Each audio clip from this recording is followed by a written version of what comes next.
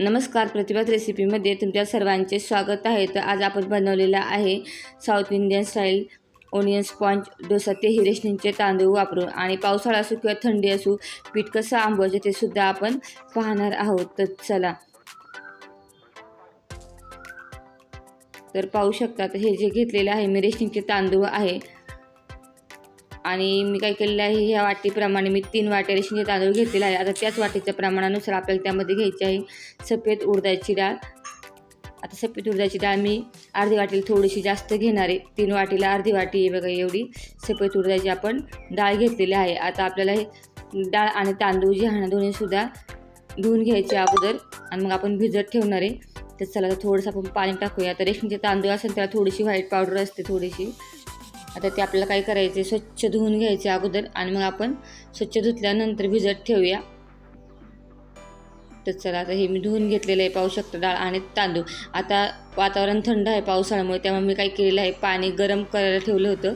पाणी नेहमी थंडी आणि पावसाळा असेल तर पाणी कोमट करून घ्यायचं, म्हणजे डाळ आणि तांदूळ जे आहे ना व्यवस्थित फुगतात.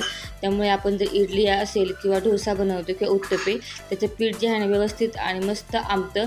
त्यामुळे काय करायचं, कोमट पाण्याचा वापर करायचा. आता आपण याच्यामध्ये टाकलेलं आहे पाणी. आणि आता आपल्याला काय करायचं आहे, आता मी हे रात्रभर भिजत ठेवणार आहे.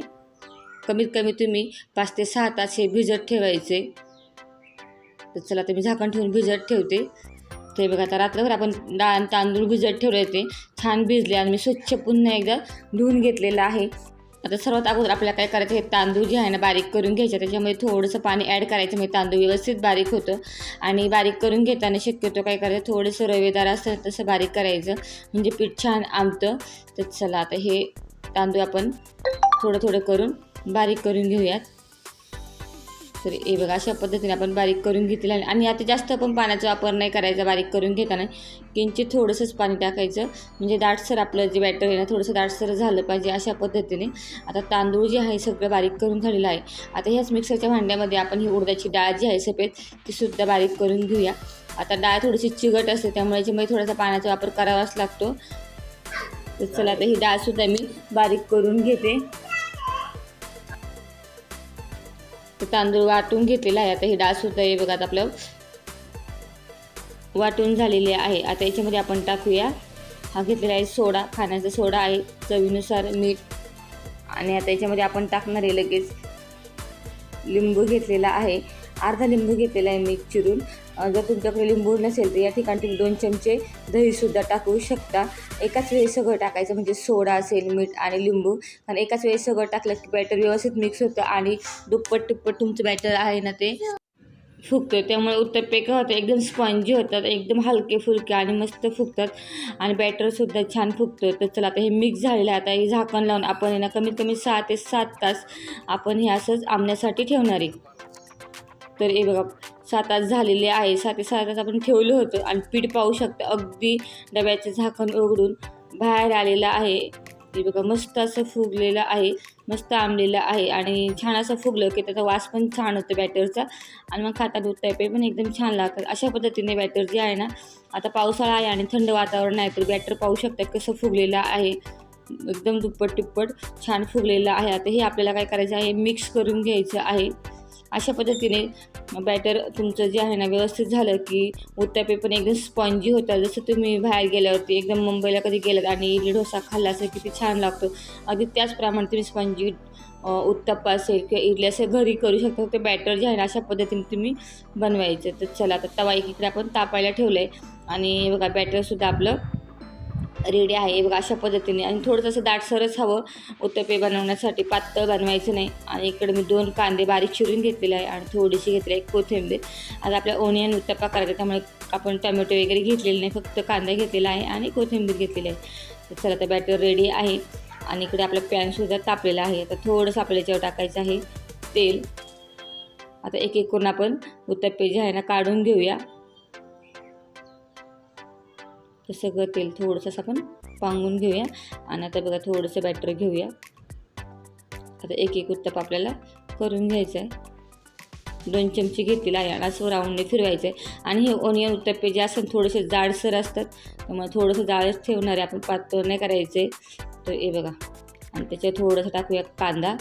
आणि गॅस जो आहे ना तो स्लो करायचा आहे एकदा पॅन तापून घेतल्यानंतर.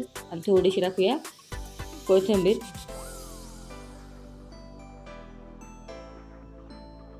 बघा मस्त आपला हा ओनियन उत्तप्पा बघा तयार झालेला आहे.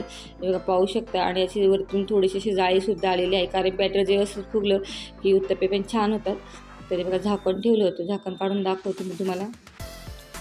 कारण दोन्ही साईडने आता हा उत्तप्पा जो आहे ना आपल्याला व्यवस्थित भाजून घ्यायचा आहे. ते बघा मस्त दिसतोय आणि जाळीसुद्धा पकडली आहे आणि एकदम स्पॉन्जी झालेलं आहे. तर चला आता आपण हा पलटून घ्यायचं आहे, पण त्यावर थोडंसं आपण त्याच्यावर टाकूया तेल.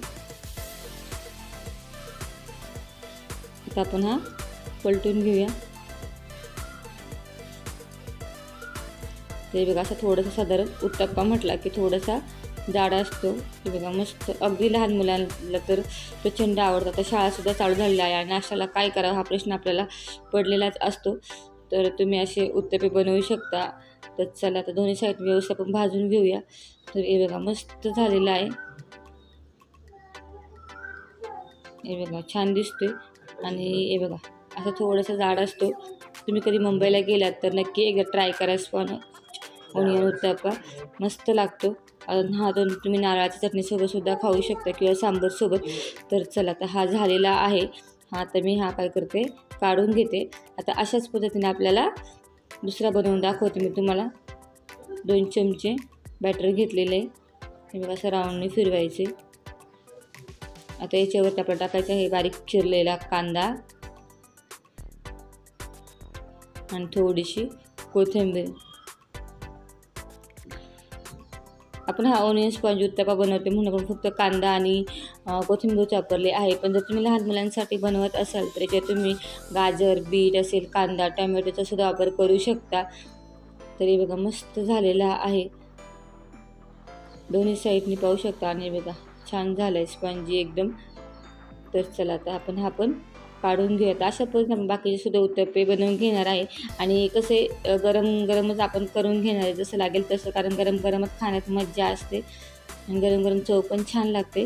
तर हे बघा पाहू शकता आपले उत्तप्पे जे आहे ना मस्त तयार झालेले आहे. तर तुम्हालासुद्धा ओनियन उत्तप्पे खायला आवडतं का कमेंट करून नक्की सांगा.